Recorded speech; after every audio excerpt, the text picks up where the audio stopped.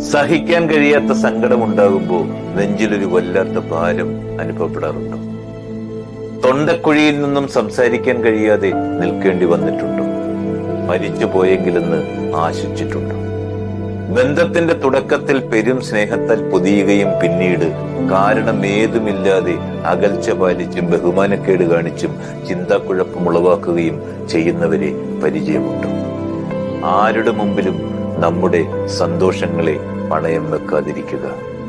പറയാതെ പറഞ്ഞൊഴിവാക്കാനും പുതിയ സാഹചര്യങ്ങൾ വരുമ്പോൾ മാറി ചിന്തിക്കാനും മനസ്സുള്ള മനുഷ്യരുടെ കാലമാണിത്.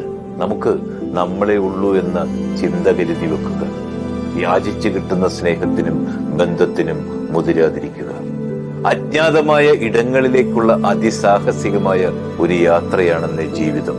വഴി തെളിക്കുന്നവരെക്കാൾ വഴി മുടക്കുന്നവരാകും ജീവിതത്തിൽ കണ്ടുമുട്ടുന്നതിൽ ഏറെ.